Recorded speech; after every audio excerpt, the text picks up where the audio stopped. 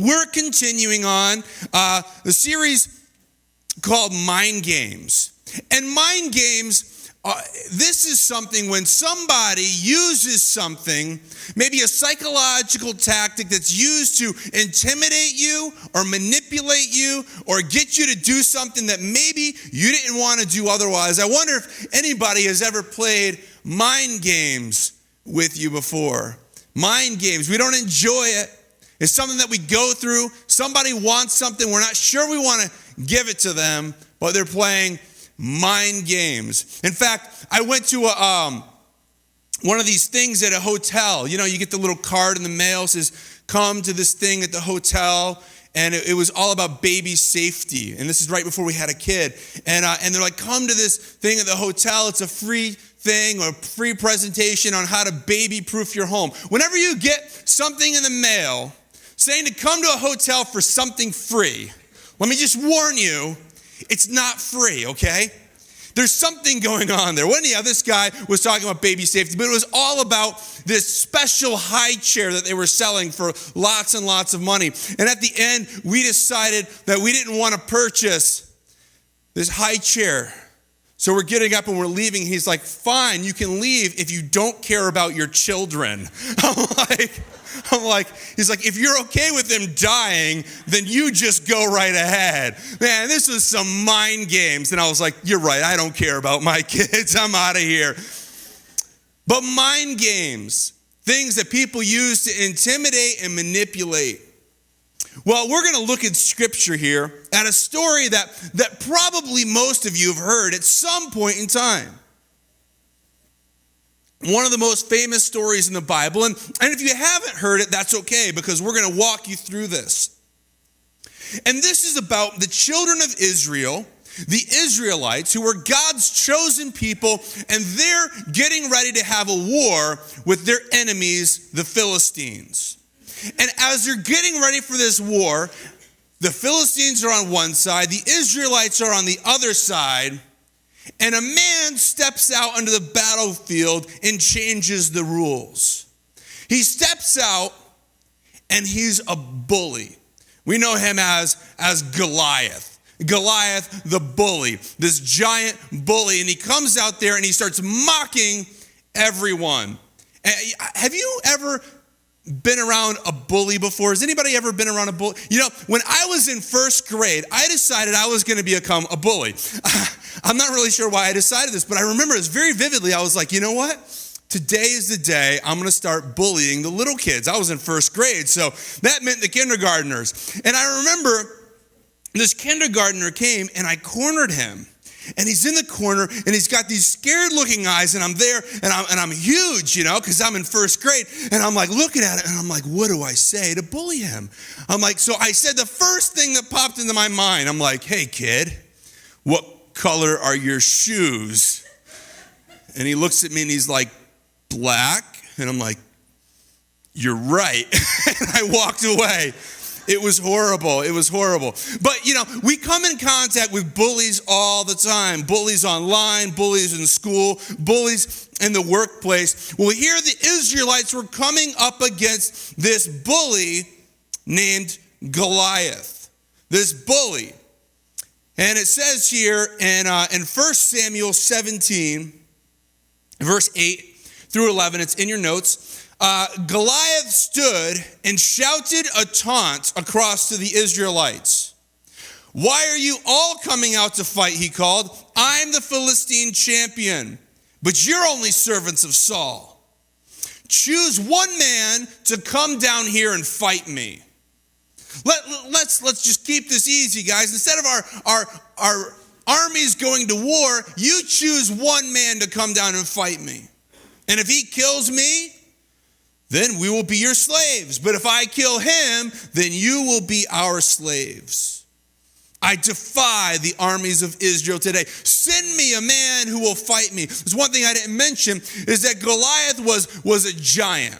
Now, I don't exactly know how big he is.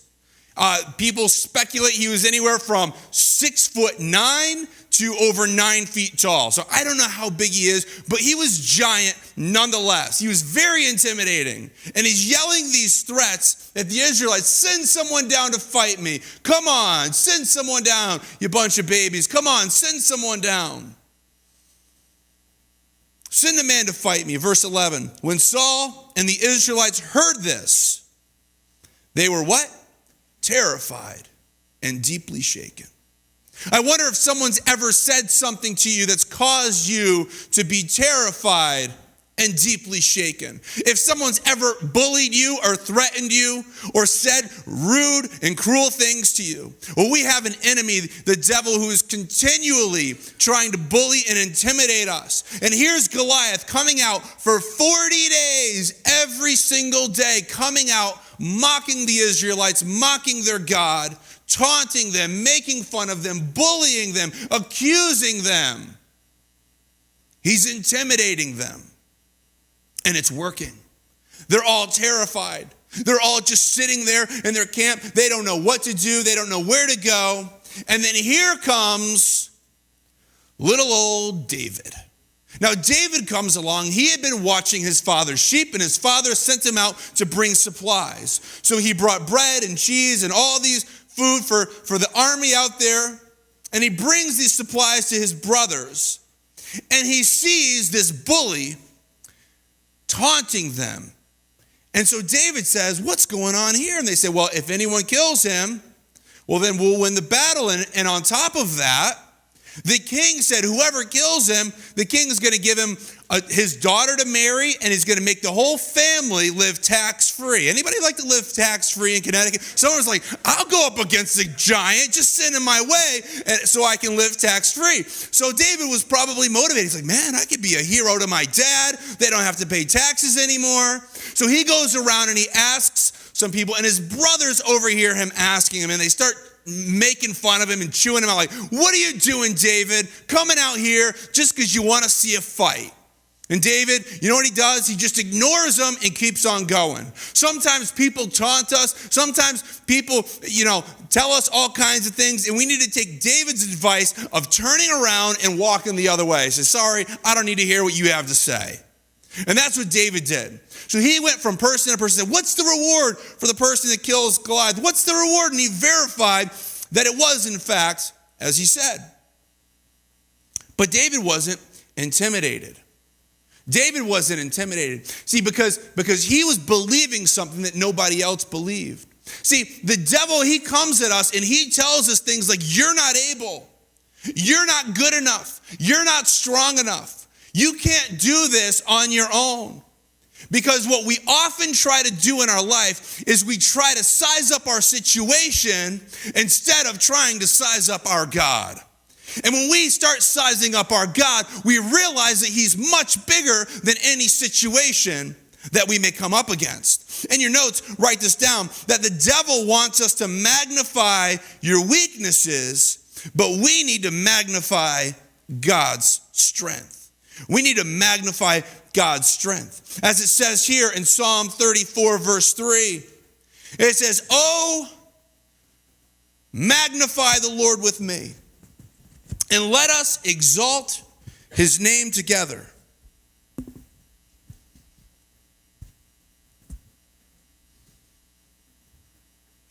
You ever used one of these before? Does this make my eye look really big? I can't tell. Oh, magnify the Lord. What are we doing with our magnifying glass in our life? What are we magnifying? Are we going around magnifying all the little things? Magnifying all the scary things? Magnifying the bullies in our life? Magnifying the intimidation? Or are we doing what it says here in Scripture? Oh, magnify the Lord with me. What does it mean to magnify something? It means to make it large, to allow something to fill your vision. I want to look at it closer. I want to look at it closer than I've seen it before. I want to look at the details here. It says, magnify the Lord with me and exalt his name together. See, the Israelites, they saw this giant, and they saw the giant as bigger than their God. But David saw God. And he said, my God is bigger than this giant. He wasn't magnifying Goliath. He wasn't magnifying the 120-pound, chainmail armor that he had on. He wasn't magnifying the huge spear or the sword that he was carrying with him. He was magnifying God. And that was the difference between Saul and David in your notes. The difference between Saul and David was simply their view of God. Who are you magnifying? What are you magnifying in your life? Because you're magnifying something. Are you magnifying the problems that you face, the difficulties, the hardships? Or are you magnifying God? So let's look and see what happens here as it continues in 1 Samuel 17, verse 32. It says, don't worry about this Philistine, David told Saul. Saul's the king now. And David said, King, don't worry about it. I'll go fight him. And Saul must have been thinking like, yeah, you and what army? Like, come on. I mean, as best as we can tell, he was a teenager. And Saul says, don't be ridiculous. There is what? No way. There is no way you can fight this Philistine. Has anyone ever said, there's no way you can overcome this addiction in your life? There's no way that restoration can be brought in your marriage, or restoration with your kids or with your parents or with your sibling. There's no way you can move forward in your life. It says, don't be ridiculous. There's no way you can fight this Philistine and possibly win. You're only a boy, and he's been a man of war since his youth. But David persisted. He says, I've been taking care of my father's sheep and goats. I'm a shepherd. And when a lion or a bear comes to steal a lamb from the flock, I go after it. When that problem comes at me, I don't turn and run away. I go after that lion. I go after that bear. I chase it down. I go after it with a club and rescue the lamb from its mouth. And if the animal turns on me, I will catch it by the jaw and club it to death. Wow.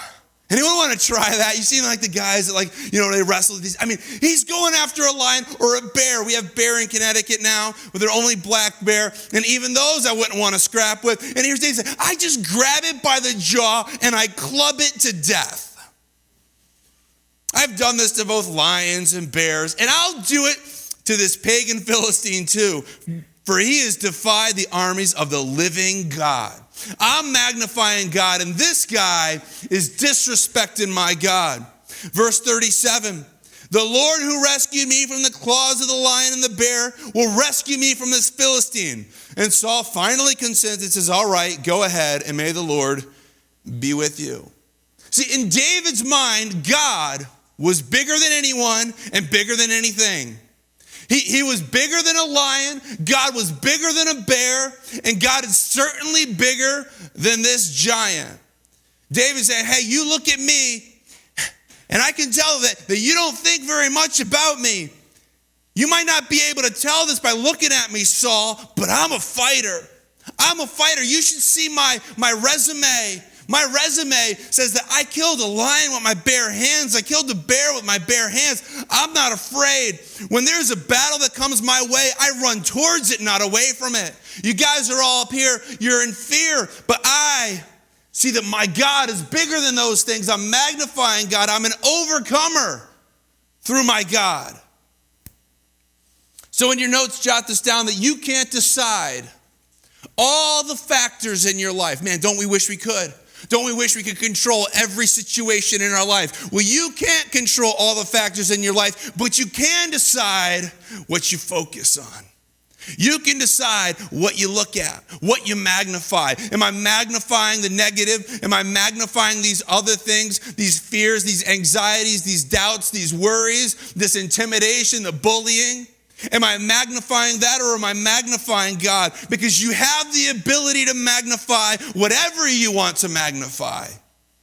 But are we magnifying God? So David here, he's magnifying God, and he offers to go and fight the giant. So Saul says, okay, if you're going to go, at least you can take my armor. So Saul loads him up with his armor, and David's there, and he's like, you know what? I'm just not used to it. This isn't going to work for me. I never had this armor on when I fought the lion or the bear. This is not how I operate. So he took it off and says, I'm going to go what's tried and true for me. I'm going to do what works for me. In 1 Samuel 17:41, it says, Goliath walked out toward David with his shield bearer ahead of him. And he's sneering in contempt at this ruddy-faced boy. And he says, am I a dog, he roared to David, that you come at me with a stick? And he cursed David by the name of his gods. He says, come over here and I'll give your flesh to the birds and the wild animals, Goliath yelled. There's a couple things that I find interesting about this verse here. The first is this. Verse 43, he says to David, am I a dog that you come at me with what? A stick. David had a stick, but that wasn't what he was going to fight him with. So Goliath is fixating on the stick. Why was he fixating on the stick? Because what it says in verse 44, he says, come over here. What is he saying? Hey, David, come over here. Let's fight. Let's fight hand to hand. Let's fight. You get your little stick, and I got my sword, and we're going to fight this thing out. But see, Goliath didn't see the sling. Goliath didn't realize what David had going for him. A lot of people look at the story of David and Goliath and think it's a big underdog story, and it is. And they think that it's a miracle, and it is a miracle. But they fail to realize that David actually had an advantage. See, because Goliath was saying, hey, you, come over here and fight me on my terms. But David's like, no, that's not how we're going to do this battle. In your notes, write this down. Goliath was sizing up David. But David, again, he was sizing up God. He's like, my God is bigger. I'm going to use the skills that God has given me to overcome this giant. And the rest is history. David comes out and he grabs his sling and he slings it around his head and he lets the stone fly and the stone sinks into Goliath's head. Now, Goliath would have won if it was a hand-to-hand combat, but he wasn't expecting a slinger. He didn't realize the potential of what David had going for him. Let's take a quick look at this, and you'll see the power of a slingshot.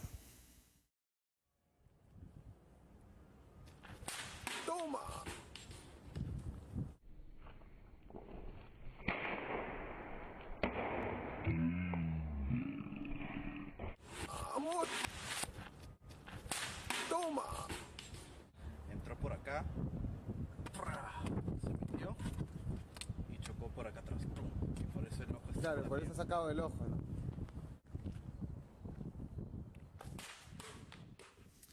So see, Goliath actually had a disadvantage. He said, come over here and fight me with your hands, fight me with your weapons. And David's like, I'm not dependent on that because God's given me some skills in some other areas. I got some projectiles. I got something I'm going to send your way. And even though on the outside, it looks like I don't measure up, it looks like I'm not good enough, it looks like the problem is bigger than me, but my God is bigger than the problem. So David, he had an unfair advantage. Not only did he have a slingshot, but he had God on his side. He was magnifying God, and he wasn't magnifying the problem. Everyone else was magnifying the problem. How do you do this, though? How do you magnify God? What does this even mean? Does it mean we take a literal magnifying glass? No, how do we magnify God? And this is where it all ties in with what we're talking about today. In Psalm 69, verse 30. And guess who wrote this? David wrote this.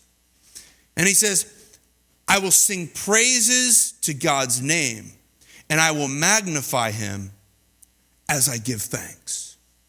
I will magnify God as I give thanks. When I'm giving thanks to God, I'm magnifying him. I'm saying, thank you for your goodness. Thank you for the things that you've done in my life. Thank you for my health and for life. Thank you for giving me the ability to worship you publicly. Thank you for your generosity to me. Thank you for giving me family and friends. Thank you. I'm magnifying my God when I give thanks to him. And in your notes, jot this down, that you have an unfair advantage when you start giving thanks to God. You have an unfair advantage. Just like David had an unfair advantage, you have an unfair advantage because you got the magnifying glass pointed at God saying, I'm just going to magnify God. I'm going to make him bigger in my life. I'm going to have him fill my view. I'm not going to look at the problems, the difficulties, the troubles that are going on all around me, but I'm going to magnify my God because I can't control the circumstances in my life. I can't control every factor in my life, but I can give thanks. I can count my blessings and name them one by one. I can thank him. And as I thank God, it brings him into focus. Oh, but I just don't like my car. Well, be thankful to God that you have a car. Well, my house is just too small. Well, be thankful to God that you have a place to live. Well, my job just doesn't pay me what I'm really worth. Well, maybe it does, but be thankful for it anyhow. Oh, but I don't know about this. I don't know about that. I don't know if I can thank God for this. Take all of these things. Take these blessings, every blessing that God gives to us. Let's turn those around to praise. Let's turn it around and give him praise for the good things that he's done. But I don't like this or that about my body. It's okay. Thank him for it anyhow. At least you have one. Well, my friends, they're just all jerks to me. Well, maybe you're the jerk, but give thanks to God anyhow. Let's thank God for the things that are in our life, not just the material things either, for the ability to see and smell and hear and touch and love. Some see burdens whenever they look around them, but I think a thankful person begins to see beauty. They see the good things, the blessings instead of burdens. Don't wait for the circumstances in your life to be beautiful before you start seeing the beauty in it. Don't wait for that before you start seeing the blessing, because maybe God's blessing is hidden in the burden. Maybe God is actually working something through you through that difficult situation. And in Ephesians 5:20, it says, and give thanks for everything to God the Father in the name of our Lord Jesus Christ. Give thanks for everything. For the good, the bad, the ups, the downs. Give thanks to God for everything. Give thanks to him for everything. Everything, even the bad things. How can I give thanks to God for the bad things? How can I give thanks to God for this situation in my life? When we magnify God and we magnify his goodness, then it helps us to stop focusing on the little problems that we're facing, because we're focusing on a big God who can overcome those things. And the more we're grateful for things, we'll realize the more we have to be grateful for. You think people complain because they have a lot of problems? I think that people have a lot of problems because they complain. We start complaining and we go, oh, I got these problems, I got this problem, I got this and I got that, and oh, this problem and this, that problem. What? You're just going to attract more. I think you're going to attract more whatever you focus on. You start magnifying your problems and you're going to start attracting more and more of them. Problems just seem to find me out. They just look, well, it's because you're going looking for them. Maybe start going and looking for God, magnifying him, and attract his blessings instead, being thankful to him. We complain and it makes us miserable. Well, so what are you magnifying? The problems in your life? Are you magnifying the giants in your life? You're magnifying money, magnifying loss, financial difficulty. Maybe you're magnifying past rejections. Well, somebody said something hurtful to you or did something hurtful to you once, and you keep magnifying that, and that's the biggest thing in your life. That's all you can see is this past hurt, this thing that somebody did to me. And I agree, those things can be painful and very hard to move past. But instead of putting the magnifying glass on the pain, put the magnifying glass on the provider. Put the magnifying glass on God and say, God, I got this pain, I got this problem, but I know that you're bigger. You're bigger. You're bigger than Goliath, and you're bigger than the problem in my life. So David, he didn't ask if he was strong enough, did he? He probably wasn't strong enough, but he knew that God was strong enough. See, if he magnified himself, and if he sized himself up, he would have took off running the other way. But he said, I'm going to magnify the Lord. I'm going to give him thanks for the good things.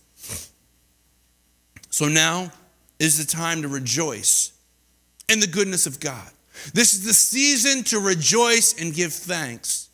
Not that we focus on thanking one time a year, but that we have an attitude of thanksgiving and thankfulness to God, because that attracts his blessing. In Psalm 118:24, it says, "This is the day the Lord has made, and we will rejoice and be glad in it." Whatever comes our way today, I will rejoice and be glad in it. I lose my job today, I can still rejoice and be glad in it.